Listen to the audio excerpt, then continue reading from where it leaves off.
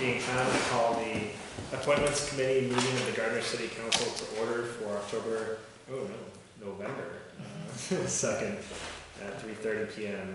I'd like the record to reflect that all members of the committee are present. Chair Tyros, Councilor Walsh, Councilor Mack, and we have the mayor with us today, Director Cormier, Chief McAfee, and Deputy Chief Mervin. First order of business is anybody recording today's meeting. There is a posting on the wall. First order of business is the reading and approval of the minutes of the prior meeting, October 12th, 2022. Move that we dispense with the reading of the minutes and accept them as presented. Second. Motion made by Councilor Walsh, second by Councilor Mack to approve the minutes as presented. Is there discussion? All those in favor, aye. Aye. All those opposed, no. Motion passes. Appointments.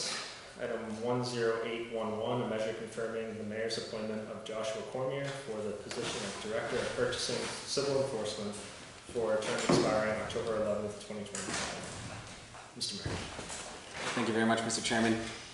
Mr. Cormier served in this role before. This is a reappointment. I've always been very impressed and happy working with Director Cormier in his role since I've been here for the past 2 years. As someone who also has their MCPPO certification, Josh has dotted every I he can and crossed every T he can, which is exactly what the job is meant to do. And I do think that has played a part in the past couple audits that we've had coming back with no recommendations, and that everything before the money is spent is all checked, not just by Josh, but by Jen Demick and our auditor John Richard, and he just plays a really important, crucial role on that team, and he does it well, and looking very enthusiastically to put him back up for an additional 3 years. Honestly, I don't know what you would like to hear from me. It's been a fun ride. I was appointed in October of 19. Since then, I've served under 4 mayors, 2 of them in this room. I've had to deal with 6 months into my position as a purchasing director, shifting from the practice of normal municipal purchasing to the idea of purchasing PPE and anything for protective services for our police, fire, EMTs. We've purchased for various nonprofits in the community to help with that process. So it's been a real intense learning procedure and a process. It's also been very enjoyable. I've been around the city for about 20 plus years now, and it's a different role, and it's a role I take a lot of pride in. And as the mayor said, we have 3 basic laws we run by: 30B, 149, and 3039M. They're the major procurement laws. They dictate how we proceed based on purchase or service or contract. And the city charter, we follow the city charter on the contract laws as well, section 35. I don't know what you'd like to hear from me, but we've also tried to make the department more efficient. We've gone to a paperless process for purchase orders, which has saved us about 1,000 pieces of paper plus in the last 4 months since this fiscal year started. We shifted to a DocuSign contract management system, which eliminated. When I first got here, when we would do contracts, we would do a letter to the vendor with 3 copies of the contract and supporting documents. When it came back, we would sign it. We would have to issue it to different department heads because there's a 6-signature block. It's basically the vendor, department head, me as the purchasing agent, city solicitor, city auditor, and then the mayor. And the amount of paper that we used for that process could have been upwards of, at minimum, it was 10 pages of paper. So we've saved that every contract we've done. Over the past 3 years, we've averaged about 100 contracts a year. So we've tried to make it more efficient. We've tried to make it more friendly to the departments when we can, when compliance is there. So yeah, I'm proud of the work we've done. Thank you. That's all. Yes, I happened to be serving as acting mayor when the pandemic first presented itself in March, I think, of 2020, and it was the effort to get protective equipment and materials and masks and tests and all of those things was a challenge of the first order because nobody knew where to go, and people were trying to find their way and doing things, and Josh did a great job in finding resources and coordinating with the officials that had to be contacted to get these kinds of things. And our civil defense director as well, coordination with them. And so I had first-hand knowledge of the efforts and the effectiveness of his work. Also in that capacity, having stacks of documents associated with contracts to sign, because the mayor's the last one to sign them, and whether acting or elected. And going to a DocuSign system, I'm sure has streamlined that process immeasurably. So congratulations on your efforts and your good work. And just to go to your streamline comment, it used to take us upwards of 3 to 4 weeks to get a contract through the system. We did a contract yesterday, I believe, for snow plowing for the city that was done in 25 minutes. So not only have we streamlined and reduced paper, made it more efficient in the department, but we can effectively, if everybody's by their phone or their computer, because it's an app. As long as everybody's available. Yeah, as long as everybody's available, we can get a contract through in 10 minutes. And I can make them in a half an hour, or less. Councilman. Do you find actually the purchasing process and what the departments are requesting is done in an efficient manner, that I guess what I'm saying is that what they're asking for and the cost, that people are actually searching for the best price for the city? It varies per department. Some departments do a better job of it than others. Some are larger departments that have to purchase more as well. It depends on how big that chain is. We do our best to try to, quarterly we send out information that says these are the procedures we have in the department based on the credit card usage, surplus property disposal, and then purchasing. And we do tell them that if they're going to make a large purchase or if they need help, please contact us first and we'll help them find the best price. There are times where we do find that, like for instance, as Council Walsh knows, my assistant is leaving on Friday. She's been promoted to a different position in a different community. So credit card reconciliation is quite difficult for the community, for the city. There's 58 line items on this 2-week credit card reconciliation, and a lot of the Amazon prices have since changed since the purchase order happened. And some of that's on Amazon, some of that's on the company we buy from, because the munis process does take a bit of time too. So if somebody's entering a requisition, the approval process could take a couple of weeks or a week. So that does change. So I don't know if that answered your question. I hope it did. Yeah. Thank you. Yeah. Anything else? Sounds good to hear. I move that we recommend confirmation of the appointment. Yes. Second. Motion made by Councilor Walsh, second by Councilor Mack, to recommend the mayor's appointment. Is there discussion? All those in favor, aye. Aye. All those opposed, no. Motion passes. Thank you. Good luck. Item 10830, measure confirming the mayor's appointment of Nicholas Maroney for the position of Deputy Chief of Police, Gardner Police Department, for a term expiring October 27th, 2025. Mr. Mayor. Thank you very much, Mr. Chairman. Deputy Chief Maroney's been with the Gardner Police Department since 2010, working his way up to the rank of Sergeant in 14 and the rank of Lieutenant in 18. Correct. The work that he's been doing through his time as a police officer, let alone when he was heading up the community policing division of the police department as in his lieutenant role, he's out in the community. People know who he is, and if you talk to people just at Alyssa's Place and GCAT and the different community organizations that are out there, they know who Nick Maroney is. And that just sticks out among a community. You're having someone who's in the top levels of the police department who really knows the community, as well as these two gentlemen next to me know the community. I think Deputy Chief Maroney really complements Chief McAveen's You can say styles. weaknesses. No, style, leadership styles. I'm really excited about this team that we have put forward to lead the Gardner Police Department. I think it's going to really help the department grow and just become a really true community police department. I've known Deputy Chief Maroney since I was a student at Gardner High School, because I started at Gardner High School in 2010 when he started with the police department, and I remember seeing him at a You couple had of occasion to run into him? Oh, you know, not in that way, not in that way there. But he was there when we were looking for different things that, there were school functions, there were things like that that came up that we all knew who then Officer Maroney was. And I was just a kid in high school back in the day. And now just seeing where he's come from there, I couldn't be prouder of this appointment, and I really think it's going to be in the best interest of the city to have him in this role. I'm going to echo what the mayor says. I've worked with Nick since he transferred here in 2010, and I always said Athol's loss was our gain. Since then, Nick and I worked extensively together on a number of projects through the years. We worked together on the street, we worked together as lieutenants. I actually was involved in the community policing program.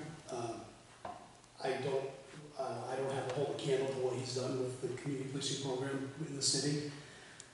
The Senior Citizens Police Academy that he created himself that he runs. The ongoing Citizens Police Academies that we do every year, obviously COVID, notwithstanding, we obviously couldn't do it then, but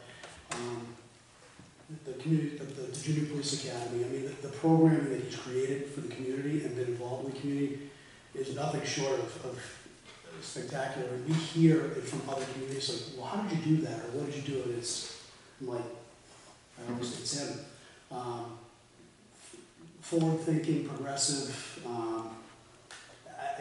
I still think I don't want to be redundant, but I mean, if I was going to, like I said in my quote in the paper, if I was going to create a police officer and somebody to administrate the police department with that level of intelligence, it would be Nick all day long. I can't be prouder to have him, by my side, and I think the community's going to reap benefits from this for decades to come. I feel. Thank you, Chief. Deputy Chief Miller? Yeah, it's been an honor to serve with the Gardner Police Department. When I came here in 2010 from Athol PD, I kind of felt right at home when I came here. I've said it in multiple meetings and to people, I spend more time in Gardner than I do in my home where I do still reside in Athol. My son plays sports here in Gardner. I really feel part of the community. The community stuff is the stuff I really enjoy. It's the cleaner side of law enforcement. I really enjoyed it, and this is a great community. And Chief McAveen and the mayor both said the programs, but the programs wouldn't work if we didn't have the officers that we have with us. Anytime I ask for anybody to step up and help out, I don't even have to ask. Really, the line's already at the door. We want to help. We want to do this. We want to be part of this, and that speaks volumes of the department as a whole. But also the community. I think our community relations are really good. We have a community policing unit, but community policing is embedded in our entire department. Our younger officers are out there in the community. We just did trick-or-treating. I think we had 9 additional officers out there, which are all paid for through a grant. And that shows, and I think a lot of the issues that we don't have in Gardner that we see in surrounding communities is because of that relationship we have with the community and the police department. I've really enjoyed working here. I really enjoyed working my way up through, and I'm looking forward to what the future is going to bring the city of Gardner and the Gardner Police Department. Thank you. Councilor Walsh.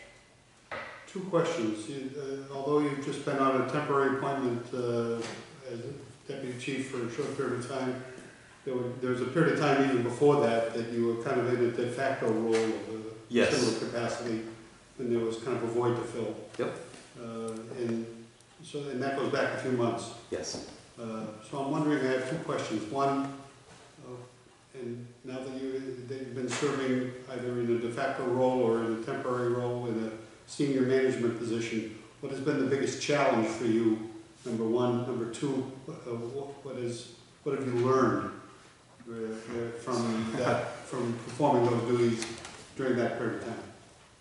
So what I've learned has been actually a lot. When all this was happening, we were in the middle of post-certification for the first third of our department. So I had to learn about that and work with Chief McAveen and the acting chiefs we had at the time, as well as the mayor, on making sure we were following post procedures and getting everybody certified in a timely manner. There's a lot that goes into that.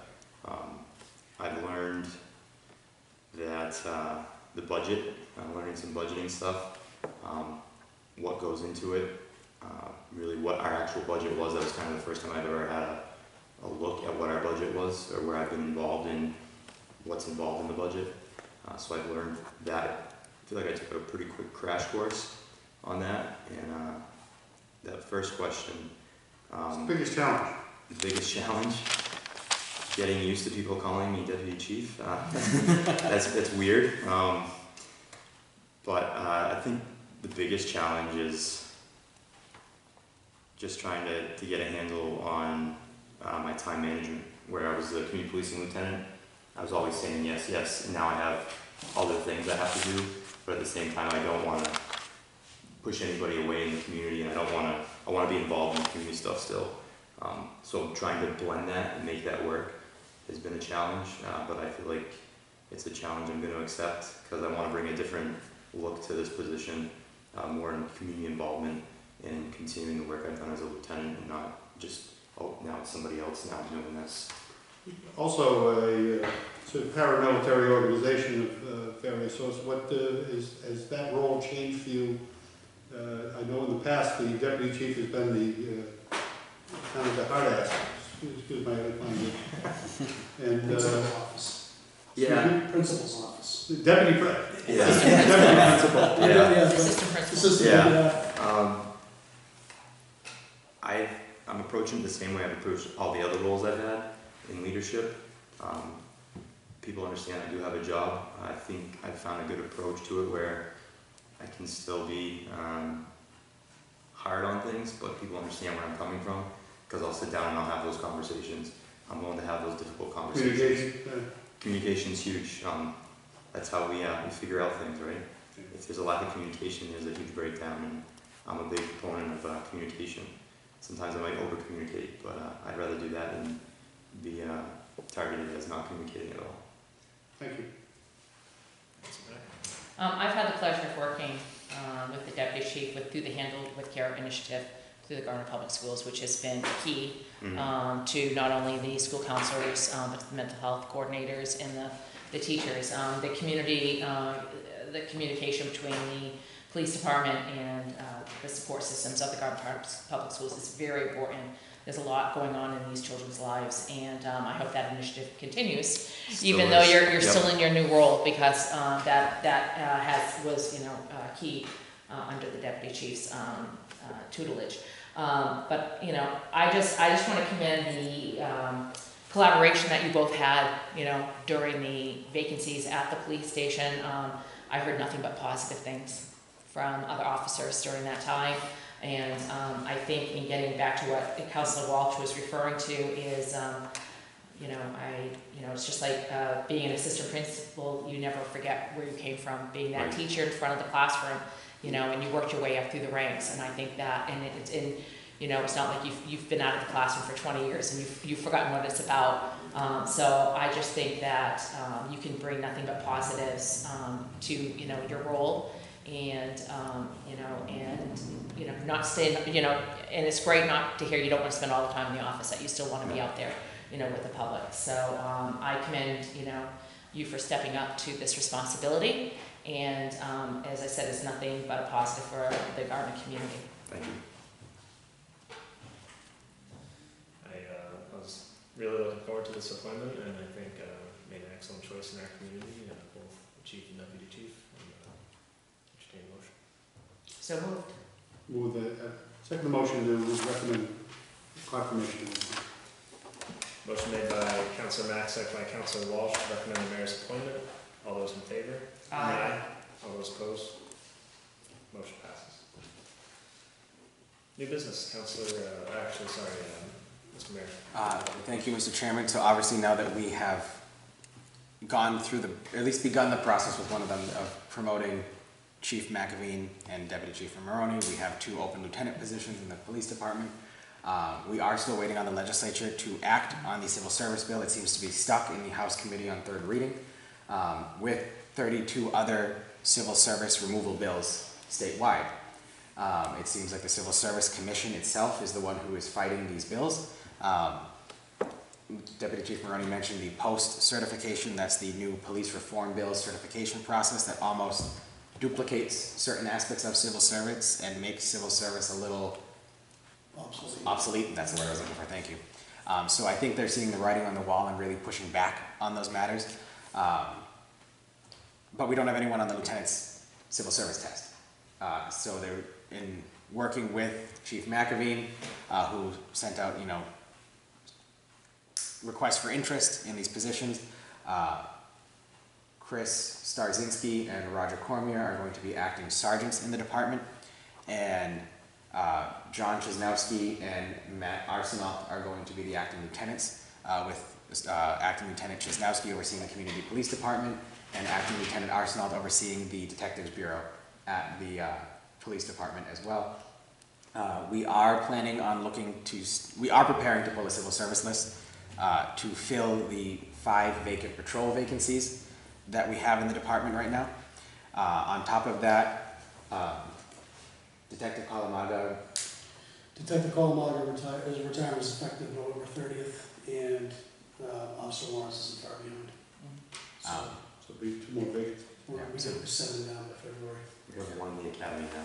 Yes, we do have one, Angel Estrada, who is a Gardner resident, is in the academy, so his temporary certificate has been submitted as well. How we normally do those is the temporary appointment runs while they're in the academy, and then when they're done with the academy, they get their full appointment before the city council for their permanent appointment.